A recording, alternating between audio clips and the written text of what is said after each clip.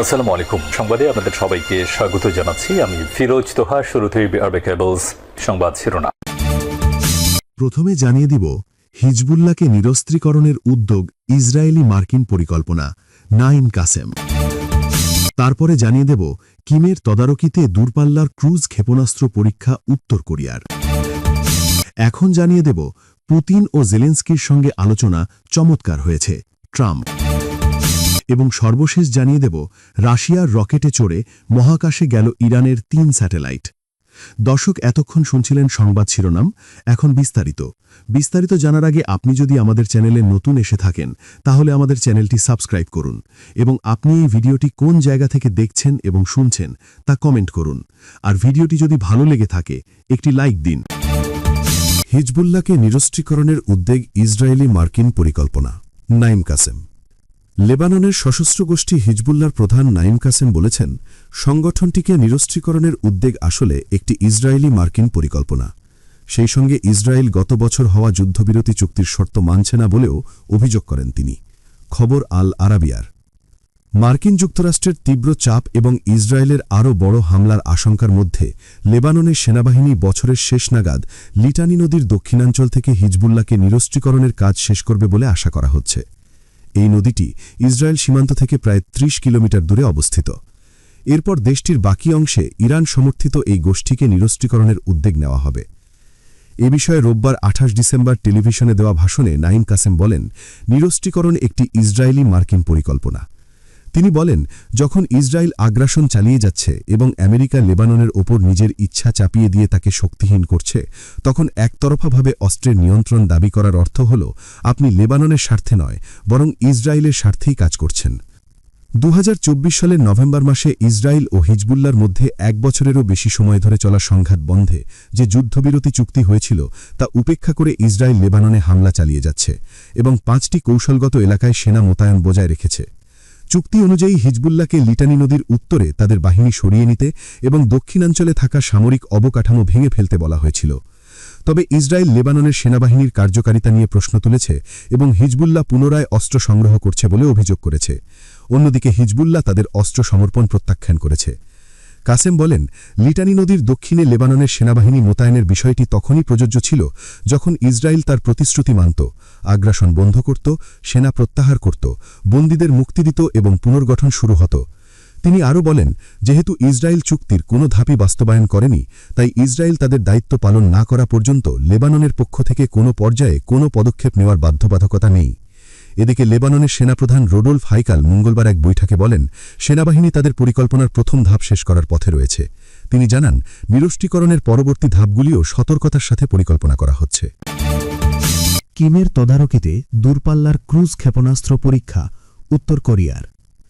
উত্তর কোরিয়া সমুদ্রে ২টি কৌশলগত দূরপাল্লার ক্রুজ ক্ষেপণাস্ত্র পরীক্ষা করেছে।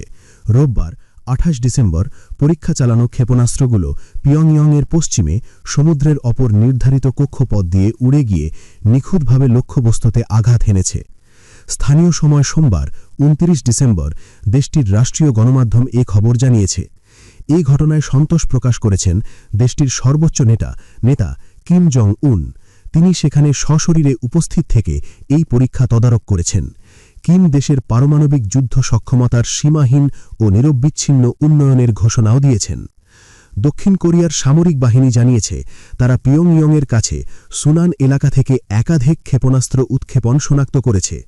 কেসিএনএ জানিয়েছে, মহড়ার লক্ষ্য ছিল দূরপাল্লার ক্ষেপণাস্ত্র উপ-অনগ্বয়ীর প্রত্যাক্রমণাত্মক প্রতিক্রিয়া এবং যুদ্ধ ক্ষমতা পর্যালোচনা করা।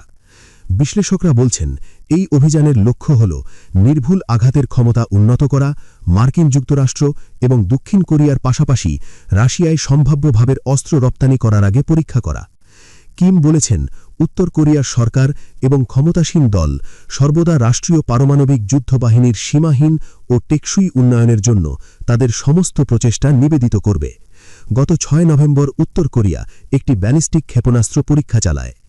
এর ঠিক ১ সপ্তাহ পরেই মার্কিন প্রেসিডেন্ট ডোনাল্ড ট্রাম্প এই অঞ্চল সফরের সময় কিমের সঙ্গে দেখা করার আগ্রহ প্রকাশ করেছিলেন।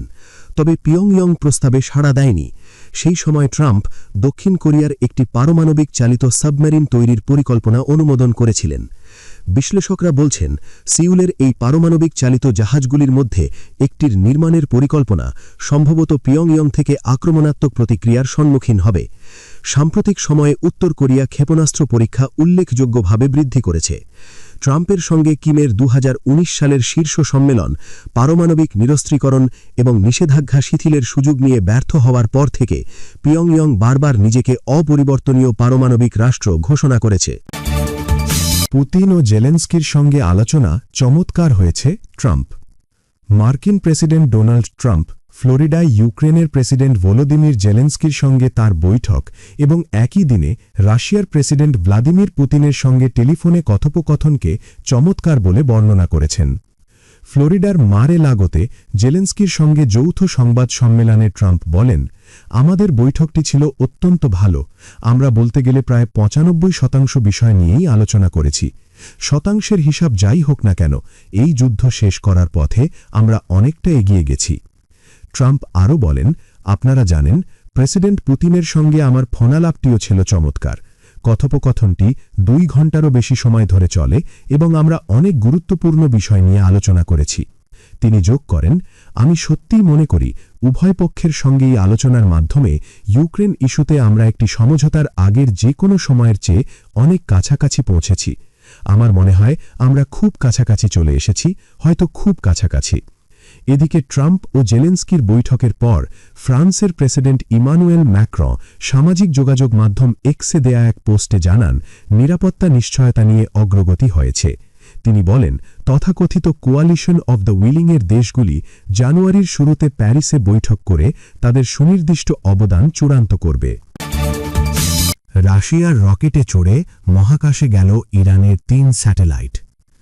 রাশিয়ার একটি উৎক্ষেপণ যান ব্যবহার করে দেশীয়ভাবে নির্মিত 3টি রিমোট সেন্সিং স্যাটেলাইট কক্ষপথে পাঠিয়েছে ইরান। রোববার 28 ডিসেম্বর তেহরানের স্থানীয় সময় বিকেল 4:48 সোয়ুজ স্যাটেলাইটবাহী রকেটটি উৎক্ষেপণ করা হয়। এতে একাধিক পেলোডের সঙ্গে ইরানের জাফার-2, পায়া ও কাউসার স্যাটেলাইট অন্তর্ভুক্ত ছিল। ইরানি কর্মকর্তারা জানিয়েছেন, রোববার বিকেলে মাল্টি পেলোড মিশনের অংশ হিসেবে রাশিয়ার ভোস্তচনি কসমোড্রোম থেকে এই 3টি স্যাটেলাইট উৎক্ষেপণ করা হয়। এই নিয়ে ইরান স্যাটেলাইট উৎক্ষেপণে 7 বার রাশিয়ার রকেট ব্যবহার করল। উৎক্ষেপণের আগে দেওয়া বক্তব্যে মস্কোতে নিযুক্ত ইরানের রাষ্ট্রদূত কাজেম জালালি এই মিশনকে ইরানের মহাকাশ কর্মসূচির জন্য একটি বড় অগ্রগতি হিসেবে উল্লেখ করেন। সামাজিক যোগাযোগ মাধ্যম এক্সে একাধিক পোস্টে জালালি বলেন, স্যাটেলাইটগুলো সম্পূর্ণভাবে দেশীয় প্রযুক্তিতে নকশা ও নির্মাণ করা হয়েছে। সরকারি সংস্থা, বিশ্ববিদ্যালয় এবং জ্ঞানভিত্তিক বেসরকারি কোম্পানিগুলোর যৌথ সহযোগিতার ফলেই এ সাফল্য এসেছে। ইরানি রাষ্ট্রদূত জানান, নকশা ও নির্মাণের সব ধাপ ইরানেই সম্পন্ন হয়েছে, তবে উৎক্ষেপণ প্রক্রিয়াটি রাশিয়ার সঙ্গে সহযোগিতায় করা হয়েছে। কাজেম জালানি বলেন, এই স্যাটেলাইটগুলোর মধ্যে 2টি সরকারি এবং 1টি বেসরকারি খাতের। আমাদের জ্ঞানভিত্তিক কোম্পানি ও বিশ্ববিদ্যালয়গুলো এক্ষেত্রে সক্রিয়ভাবে কাজ করছে। জাফার-2 স্যাটেলাইটটি Iran university of science and technology নির্মিত। এটি প্রাকৃতিক সম্পদ পর্যবেক্ষণ, পরিবেশগত অবস্থা মূল্যায়ন, দুর্যোগ মোকাবিলা এবং মানচিত্র তৈরির জন্য তথ্য সরবরাহ করবে। কাউসার 1.5 আগের কাউসার ও হুদহুদ স্যাটেলাইটের উন্নত সংস্করণ। এতে ইন্টারনেট অফ থিংস সক্ষমতা যুক্ত করা হয়েছে, যা স্মার্ট সর্বেক্ষণ ব্যবস্থার জন্য তাৎক্ষণিক তথ্য আদান-প্রদান সম্ভব করবে। ইরানি মহাকাশ সংস্থার নির্মিত পায়া বা তলু-3 এখনও পর্যন্ত ইরানের সবচেয়ে ভারী পৃথিবী পর্যবেক্ষণ স্যাটেলাইট, যার ওজন প্রায় 150 কিলোগ্রাম। ইরান প্রথম 2009 সালে উমিদ বা আশা স্যাটেলাইট উৎক্ষেপণের মাধ্যমে মহাকাশ অঙ্গনে প্রবেশ করে। পশ্চিমা নিষেধাজ্ঞা সত্ত্বেও তেহরান ধারাবাহিকভাবে তার বেসামরিক মহাকাশ কর্মসূচি সম্প্রসারণ করে চলেছে।